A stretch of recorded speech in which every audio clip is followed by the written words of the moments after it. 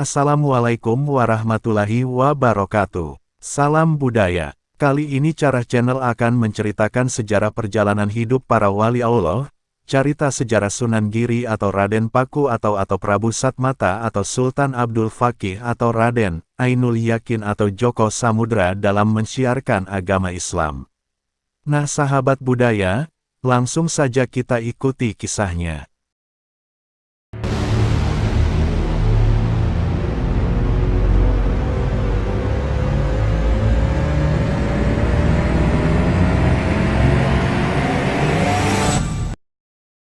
Sebelum melanjutkan kisah ini, jangan lupa aktifkan tombol subscribe dan loncengnya untuk mendukung, agar tidak terlewatkan cerita dari Carah Channel.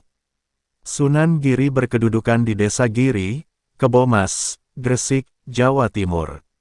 Ia lahir di Blambangan, Banyuwangi pada tahun 1365 Saka yang ditandai Candra Sengkala Jalmo Orek Werdaning Ratu.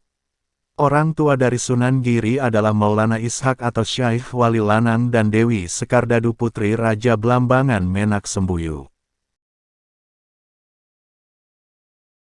Sebelum kelahiran Sunan Giri, ayahanda Maulana Ishak diusir oleh mertuanya yang marah ketika diminta memeluk Islam dan meninggalkan agamanya yang lama.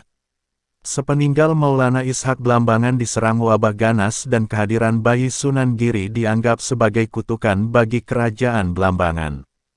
Maka ketika Sunan Giri lahir, dibuatkan sebuah peti yang terbuat dari besi untuk menghanyutkan bayi Sunan Giri ke laut untuk membuang kutukan yang melanda kerajaan Blambangan.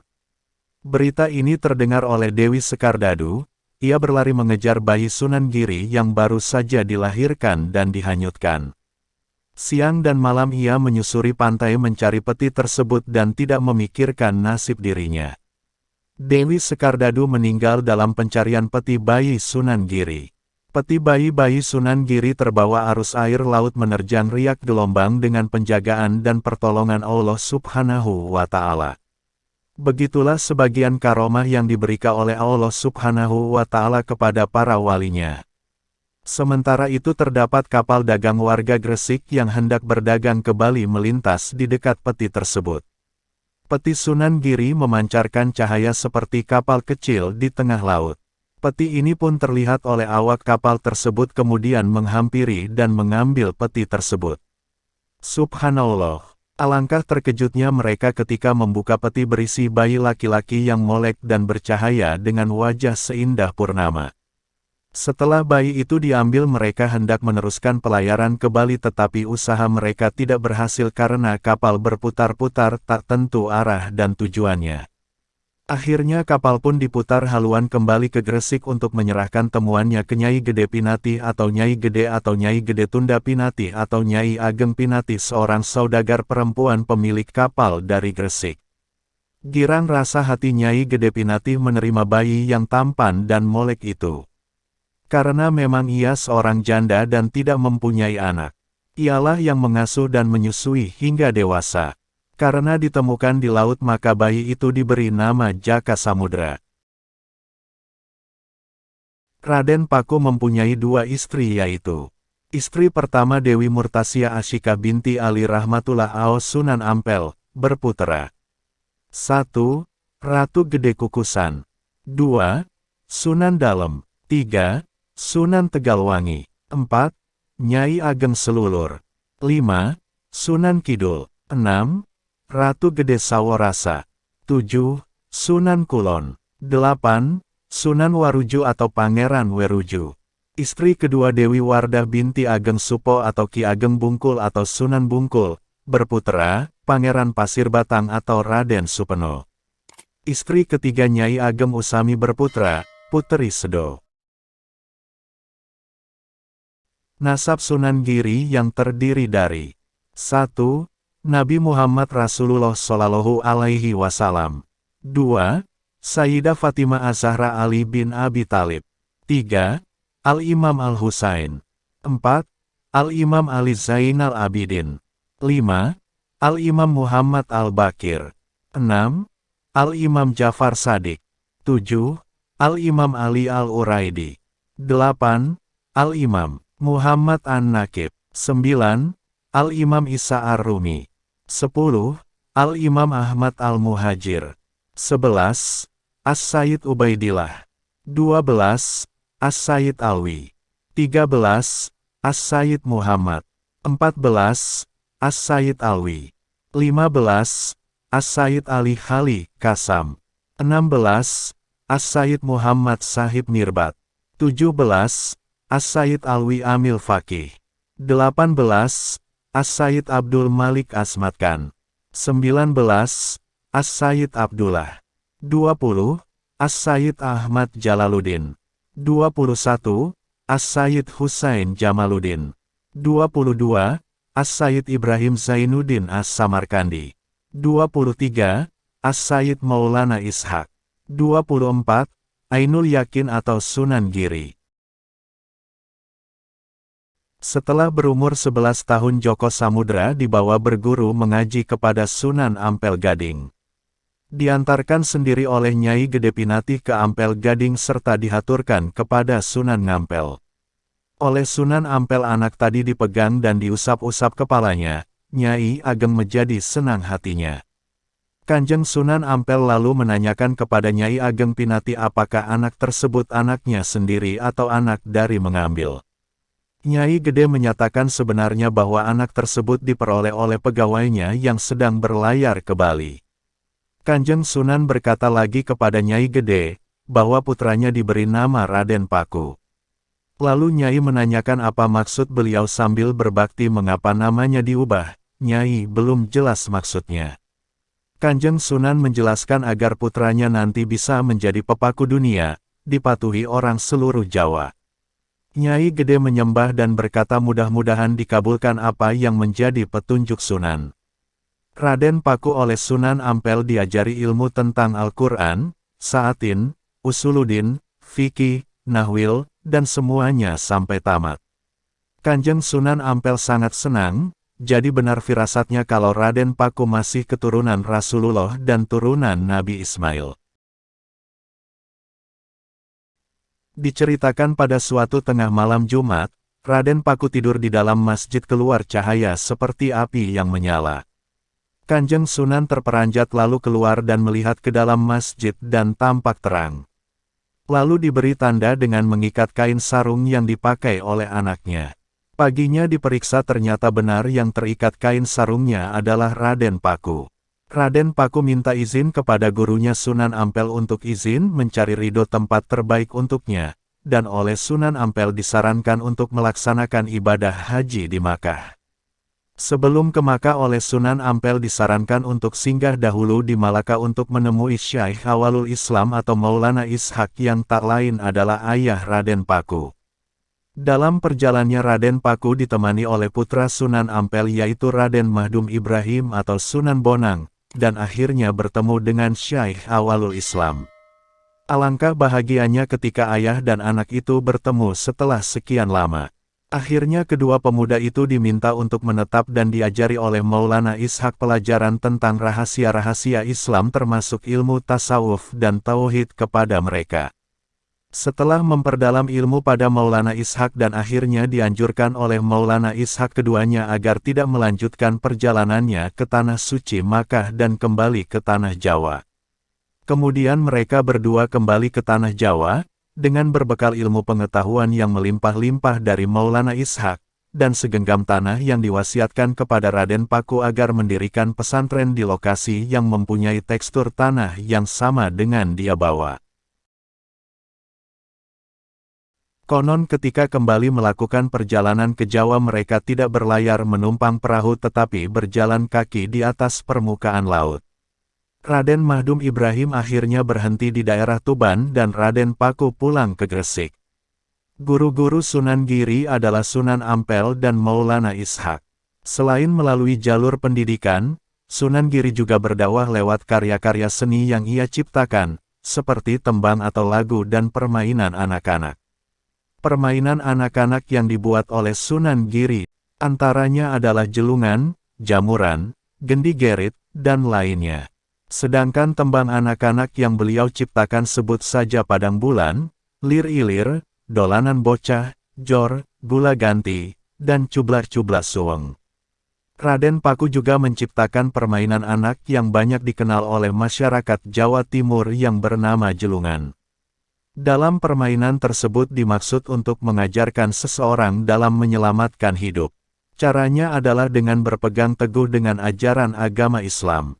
Sunan Giri juga berupaya merangkul tradisi lokal dan memadukannya dengan dakwah Islam, seperti selamatan, acara di keramaian, dan upacara-upacara lainnya. Taktik dakwah seperti ini cukup efektif dalam menarik hati warga yang kemudian bersedia memeluk agama Islam. Karisma dan pengaruh Sunan Giri berhasil menggalang rakyat untuk bertahan ketika kerajaan Majapahit terpecah belah sebelum akhirnya runtuh lantaran serangan dari Kesultanan Demak yang merupakan kerajaan Islam pertama di Jawa. Bersama para santri dan warga sekitar, Sunan Giri mempertahankan wilayah Giri dan mendirikan kerajaan Giri Kedaton atau Kedatuan Giri. Peran Sunan Giri ketika berdakwah menyebarkan Islam. Berikut adalah penjelasan mengenai peran beliau. Pada waktu Raden Paku mau pulang ke Jawa, beliau diberi nama Maulana Ainul Yakin oleh ayahnya. Kemudian Raden Paku diberi segenggam tanah oleh ayahnya untuk dibangun pesantren. Kemudian ayahnya memberinya segenggam tanah yang nantinya Raden Paku disuruh menemukan jenis tanah yang sama di Jawa sebagai tempat mendirikan pesantren. Tanah tersebut harus sama dengan bau dan jenis yang diberikan oleh ayahnya. Raden Paku berjalan jauh untuk menemukan tanah tersebut. Alhasil beliau menemukannya dan membangun pesantren di Desa Sidomukti dekat kota Gresik yang terletak di dataran tinggi. Itulah mengapa beliau diberi nama Giri dan akhirnya dikenal dengan Sunan Giri. Selama 3 bulan, pesantren Raden Paku sudah banyak dikenal masyarakat luas. Bahkan banyak anak-anak yang menimba ilmu di sana. Hal ini sangat mempermudah beliau dalam menyebarkan agama Islam. Saat itu, Raden Paku memiliki pengaruh besar pada kerajaan Yanga di Pulau Jawa dan juga di luar Jawa. Bahkan beliau mendirikan kerajaan yang bernama Giri Kedaton. Setelah Raden Paku pergi melaksanakan ibadah haji, beliau ditugaskan oleh Sunan Ampel untuk berdakwah di daerah Blambangan. Ternyata beliau melakukan dakwah agama Islam di tempat Prabu Minak Sembayu yang merupakan kakek kandungnya sendiri. Kakek beliau sangatlah senang bisa bertemu dengan cucunya lagi. Bahkan dia tidak melarang Sunan Giri dalam melakukan dakwah. Dengan begitu Islam mulai berkembang di sana dan membuat Hindu-Buddha terdesak. Sunan Ampel pernah mengutus Raden Paku untuk mengunjungi Nyai Ageng Pinatih selaku ibu angkat beliau. Setelah sampai di Gresik, beliau membantu ibunya untuk berdagang. Di samping berdagang, beliau juga turut menyebarkan ajaran Islam. Suatu ketika, Raden Paku menyulap karung yang berisi pasir dan batu menjadi emas, rotan, damar, dan barang mewah lainnya. Hal ini dilakukan karena beliau mengetahui bahwa ibu angkatnya tidak pernah bersedekah. Sejak saat itu, Nyai Ageng Pinatih mulai senang bersedekah dan juga berzakat kepada masyarakat yang membutuhkan. Akhirnya ajaran Islam mulai berkembang pesat di kota Gresik dan berlangsung hingga sekarang. Raden Paku memiliki peran dalam peresmian Masjid Demak bersama dengan Sunan Kalijaga. Saat kegiatan peresmian, akan dilangsungkan pertunjukan wayang beber. Wayang beber merupakan salah satu jenis wayang yang memiliki rupa mirip dengan wajah manusia. Raden Paku sangat menentang adanya wayang tersebut. Hal ini karena dalam hukum agama Islam, dilarang menggunakan wayang yang memiliki wajah seperti manusia. Akhirnya pertunjukan wayang yang berlangsung menggunakan wayang kulit oleh Sunan Kalijaga. Bagi masyarakat sekitar yang ingin menikmati pertunjukan tersebut, harus mengucapkan 2 kalimat syahadat sebagai tiket masuk. Alhasil lebih banyak lagi masyarakat yang memeluk agama Islam. Hampir semua para wali pernah diajak adu kesaktian. Begitupun Sunan Giri yang menyebarkan agama Islam juga mendapat perlawanan dari para tokoh Hindu yang sudah terkenal pada saat itu. Begawan Mintu Semeru merupakan salah satu tokoh yang tidak senang akan kehadiran Sunan Giri. Begawan Mintu Semeru dikenal mempunyai kesaktian yang sangat tinggi, Dengan kehadiran Sunan Giri yang berdakwah membuat dia tak terima, dan kemudian menantang Sunan Giri untuk adu kesaktian. Begawan Mintu Semeru pun datang ke Gresik untuk beradu kesaktian dengan Sunan Giri. Saat itu terjadi 4 pertarungan seperti merubah angsa menjadi seekor naga, menyusun ribuan telur, adu kesaktian jubah serta ikat kepala, dan menerbangkan tempayan atau wadah air. Dari semua adu kesaktian itu, semua bisa dimenangkan oleh Sunan Giri, dan Begawan Minto Semeru mengaku kalah. Akhirnya Begawan Minto Semeru menjadi pengikut Sunan Giri dan menjadi santri di pesantren milik Sunan Giri. Dengan beberapa metode dakwah yang dilakukan oleh Sunan Giri, tentu saja banyak sekali contoh keteladanan dari Sunan Giri yang bisa kita petik hikmahnya. Salah satu keteladanan yang bisa dipetik yaitu strategi yang baik dalam berdakwah. Selain strategi dakwah dilakukan dengan cara mendirikan pondok pesantren, lagu, dan permainan. Sunan Giri juga melakukan strategi dakwah di dalam dunia politik yaitu dengan menjadi sang propaganda ulung. Julukan sang propaganda ulung ini terbukti bahwa Sunan Giri mampu menaklukkan kerajaan Majapahit. Hingga akhirnya kerajaan tersebut mengakui kekuasaan Sunan Giri dan memberi kebebasan pada Sunan Giri untuk menyebarkan agama Islam di kerajaan Majapahit.